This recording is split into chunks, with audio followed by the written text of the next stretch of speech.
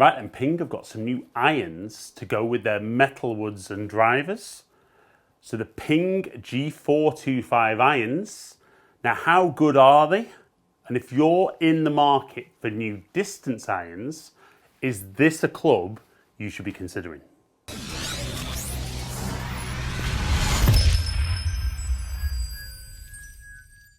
Right, so the Ping G425 iron is built on the back of a really strong G family of irons that is a little bit oversized, maybe not everyone's cup of tea visually, but very strong on performance, really forgiving. And interestingly for this year, I think Ping are going for something that's still equally forgiving, equally distance orientated, that's potentially going to hit the ball a little bit higher, and hopefully for them, they're hoping it kind of looks a bit nicer behind the ball so that golfers move away from that feeling of, I love the performance of G, but I don't like the way it looks, therefore they don't put it in the bag. So let's have a look at the head, then let's have 7-iron, 5-iron, 9-iron and gap wedge shots and just see how good a performer is the new Ping G425 iron.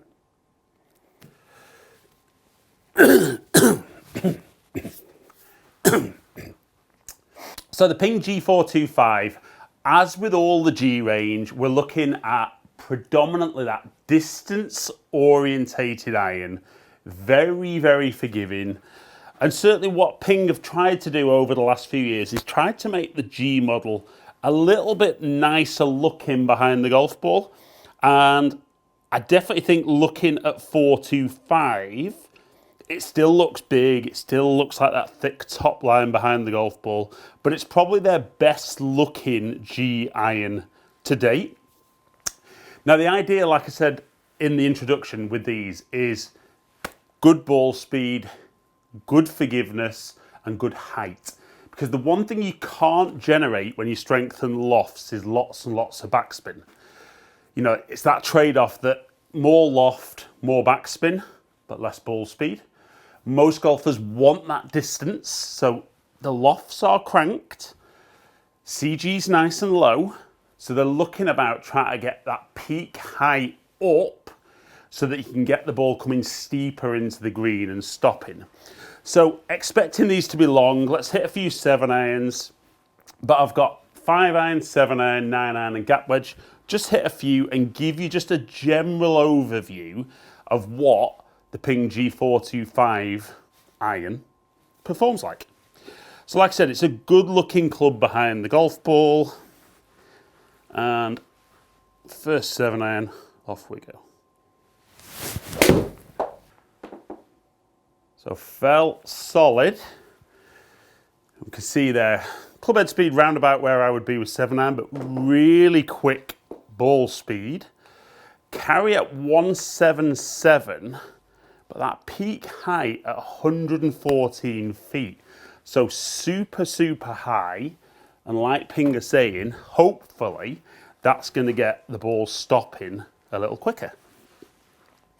Okay, so, and again. A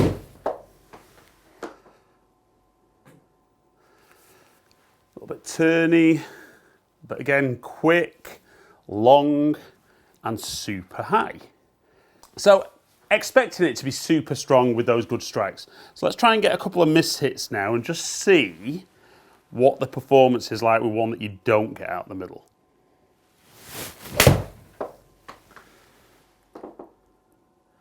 So you can see that one a long way out the toe. Not quite as high, but still super long for something that was half an inch out the toe. That was good, wasn't it? Really forgiving that. Let's go again. Let's see if we can get one maybe a little bit clean.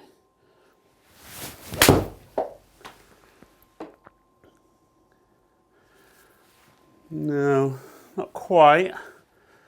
But again, great smash factor. Again, a little bit out the toe. And again, not really much drop off when you get that poor strike. So let's go one more 7-iron.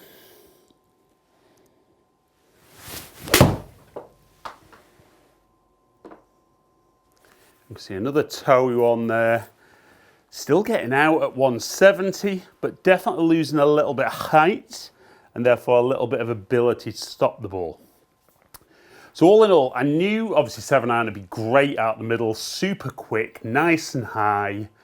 But actually when you started mishitting it, you could see some good performance.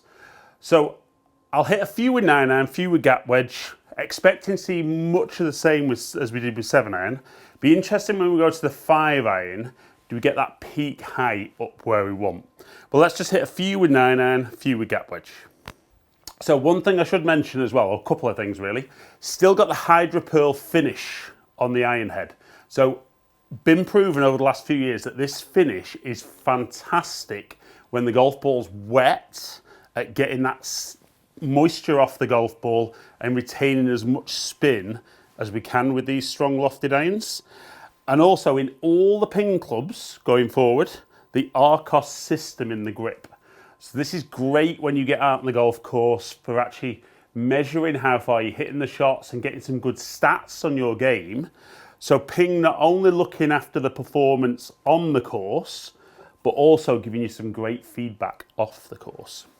So if we're looking at, probably with a good strike, maybe 175 with 9-iron, should be looking for around about 155 with 9-iron.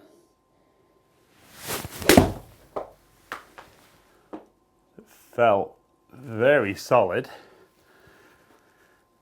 Again, height-wise, not bad at 100 feet. Kind of round about where I would expect to be hitting these. But only 145 carry, so maybe not quite as far as I would have expected. Let's go again, 9-iron.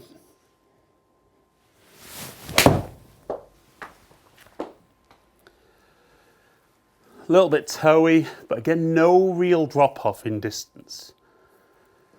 So, good. Do you see this though with a lot of the modern irons nowadays though? And I don't know whether, the manufacturers probably could answer this. 9-irons are obviously stronger loft than they've had been in the past, but you start seeing the 7-irons are so strong, and I do think it's because we get fitted round 7-iron. The manufacturers almost want their 7-iron to go as far as possible. So as you get into the longer irons, the gaps between irons get smaller, but then they get bigger in the short irons. So you don't always see that 10 to 12 yard gap that you should. And straight away for me there, that 9-iron going the same distance every time, but maybe not going quite as far as I would like it to. So let's move over onto gap wedge. So in theory, if that was 146 with 9-iron, this should be 125. I'm probably expecting this to be closer to 110 if I'm being honest though. So certainly for me, I'm not a massive lover of the gap wedges that match the set. But that's my personal preference, and I think for a lot of golfers it's good to have the gap wedge matching the set just so it looks and feels the same. I tend to have my gap, sand and lob all looking the same, but I understand why for a lot of golfers this would work.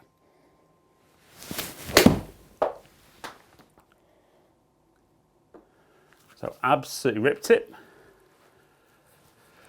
And yeah, there we go, 116. So again, probably in the short irons, looking at a 15 yard gap, club to club. A little bit flatter as well, that one.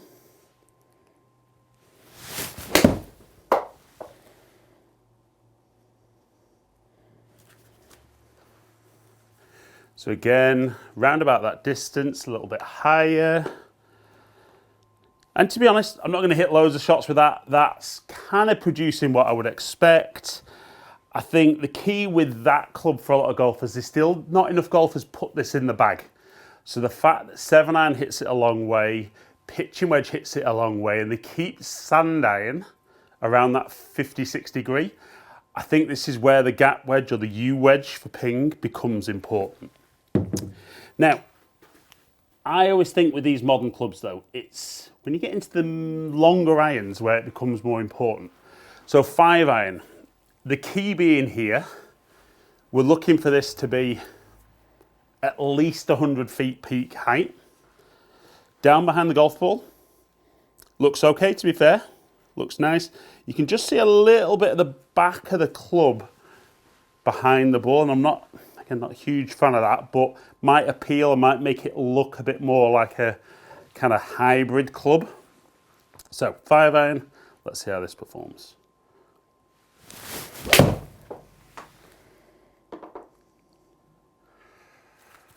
So a little bit toey, super high though, and at 196, pretty much the distance I would be looking for. So that is really good. Let's go again, 5 iron.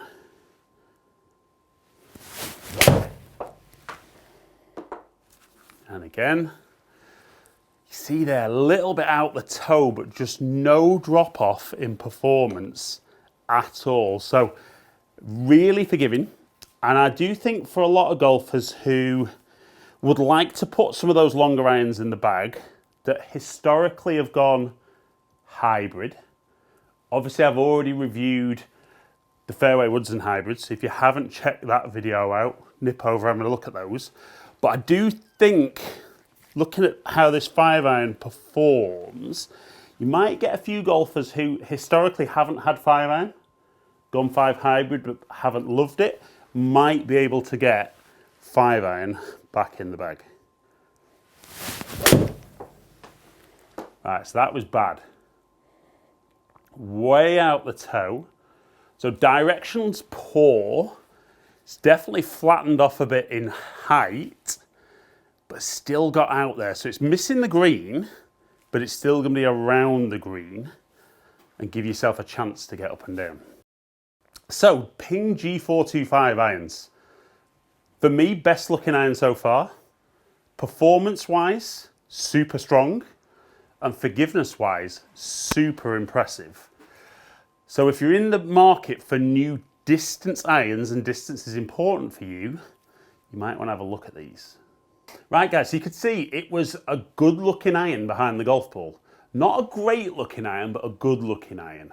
It actually felt really good. And I think the different materials the manufacturers can use in the back of the club now really changes the sound and the feel. So certainly that was a really, ticking a lot of the boxes. And then certainly on distance wise, it was expected to tick the box, but hugely forgiving. And it did hit the ball nice and high with every iron that I tested. So I think it's a really good iron. I think somebody who likes their Ping product that has always been G in the past, if you're kind of more maybe G5, G10 iron, I think you'll definitely be changing into this. If you're G410, I'm not sure. I think some guys will, but I do think there'll be golfers who use other manufacturers' clubs who maybe haven't been willing to put the Ping in the bag because of the looks. This is going to be a real dilemma for you. So get along, get fitted, see how it is, and see if it's worth putting in the bag. So guys, hope you've enjoyed today's video. If you have, like it and share it, comment below and I'll get back to as many people as I can.